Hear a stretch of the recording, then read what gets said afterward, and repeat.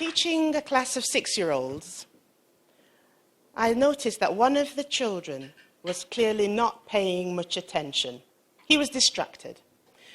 Now, after trying all the usual strategies of asking him direct questions, eyeballing him, finally, in exasperation, I said to him, "Andrew, will you please concentrate?" "I am concentrating," he said, "on that sandwich in my bag I'd like to be eating." In the Bible, the question was asked of the multitude of John the Baptist, "Who did you go out into the wilderness to see? What did you go out into the wilderness to see?" I started with a very similar question to that not very long ago, when I was leading a course for head teachers and school owners in Entebbe last year. I asked them, what do you want to see in your country? What do you want to see in the next 30, 40, even 50 years? It must have been a difficult question because it was met with silence. You see, no one had ever asked them before. No one.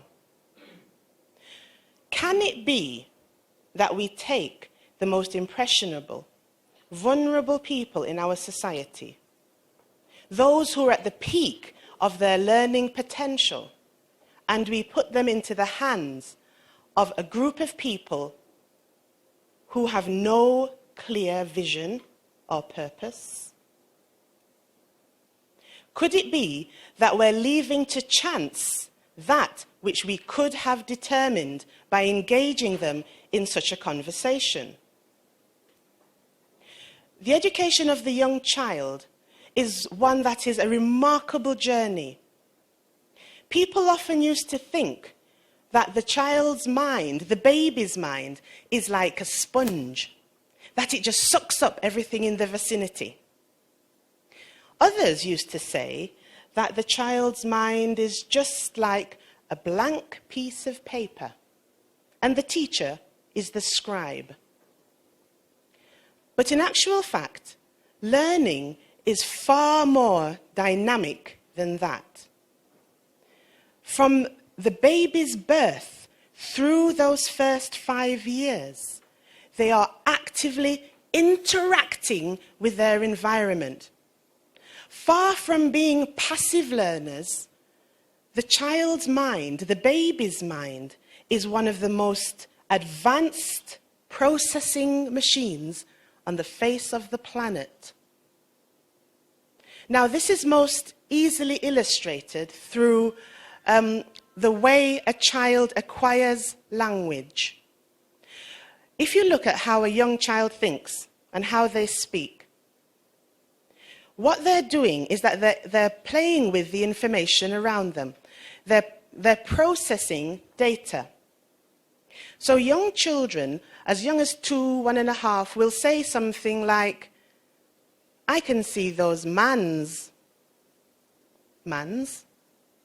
They haven't heard it from you, and they haven't heard it from me. But what they're doing is that they're processing perhaps thousands of pieces of information. And the information goes something like this.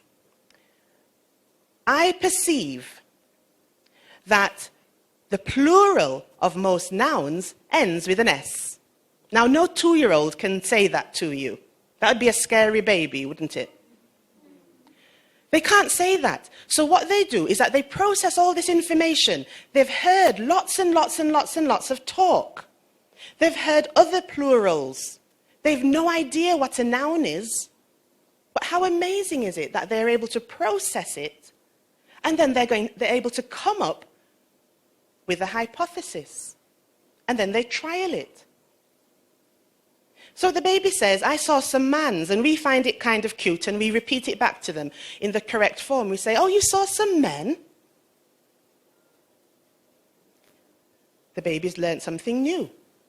There's an exception to the rule.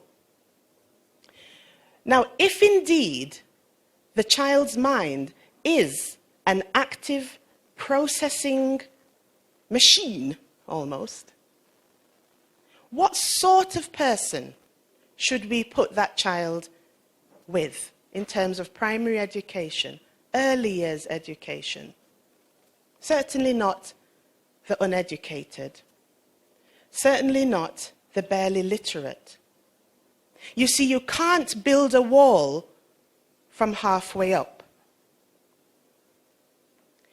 The young child's mind is very, very active.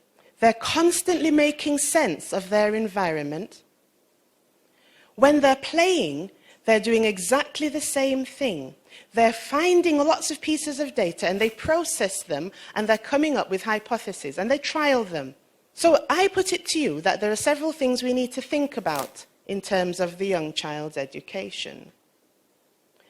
One, we need to think about putting them with the most capable people in society. In those first 5 years of education, children learn far more than at any other 5-year slot in our lives as human beings. They need to be with the most capable people. Those people need to be engaged in a conversation about vision and purpose. There was once a gentleman in my office, and he had come to sign in one of his children, and he asked me, how much are the fees? Now, it's an international school, so it's not cheap. So I told him the fees, and he said, is that all? He said, are those fees for the term? So I said, no, those are the annual fees. And he said, oh my goodness, that's remarkable value. And he plucked from his pocket a wad of dollars. And I thought, is he an arms trader? Does he sell drugs? What? Where does he get this amount of money from? So I thought, let me engage him a little bit more in a conversation. So I asked him, how do you make a living? And he took me on a journey that started when he was a primary child. When he was around 7 or 8, he was from Switzerland. When he was around 7 or 8, his parents took him from Switzerland and brought him to East Africa on safari. When he arrived in Kenya, he was absolutely transfixed with the magnificence of the flora and fauna that he found there. The big animals, the amazing scenery, the fantastic mineral resources. He was amazed. He'd collect rocks. He'd photograph animals.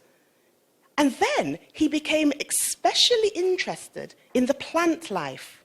He was so passionate about this newfound interest that he pleaded with his family to bring him back.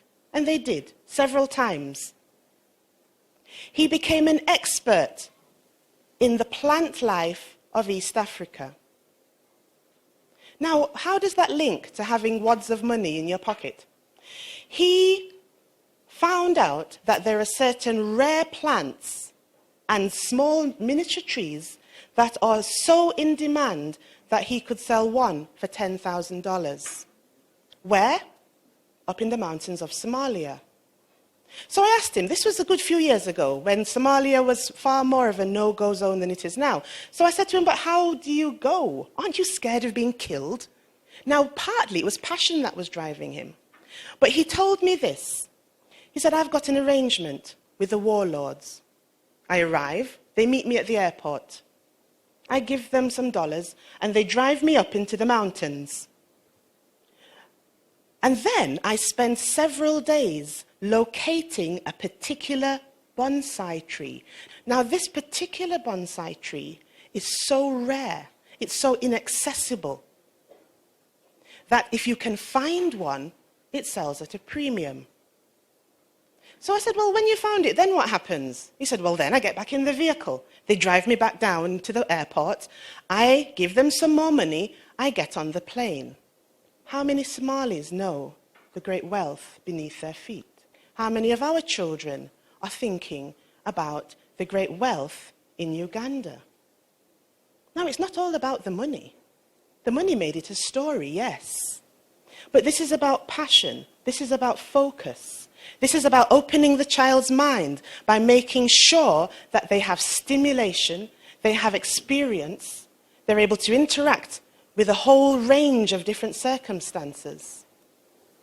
And that's what drew me into education, having the opportunity to stimulate thought. We have a situation where we have a group of teachers and school leaders who were not clear about their purpose. In our hands as educators, we hold the nation.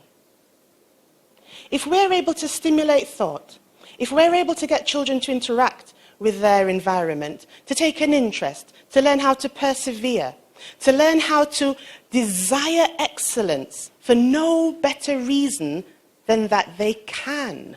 If we can have a child who is passionate about something to the point where they will pursue it and become an expert in that field, then you have an education system that will enable you to tap into the resources beneath your very feet. So I put it to you two things again. One, expose the children to the very best minds. They're learning a lot during those first 5 years.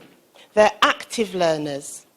If you put them with people who themselves have never asked a question, the children will never learn to question.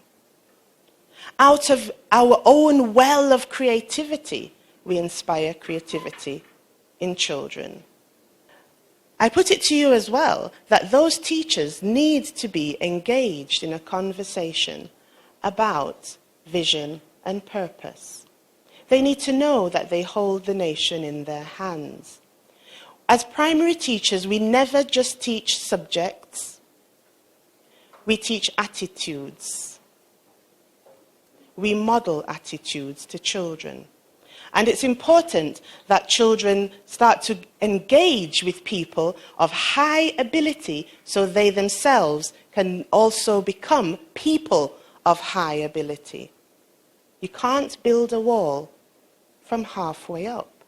It's also important that as a body within the country, we start to engage and think about primary education. People often think that education starts, the real education starts at secondary school, university. Too late. It's far too late. By then, the children's minds perhaps have not been stimulated enough. They're not able to make the neural connections that would enable them to engage in higher order thinking later on. Refocus. Refocus. Our focus determines our energy, our commitment. Our focus determines what we are able to achieve. So when the question is asked, what did you go out into the wilderness to see? We'll be clear about what it is we want to see in this country with these children. We'll have a body of people that are clear about what they're going to achieve and are capable people.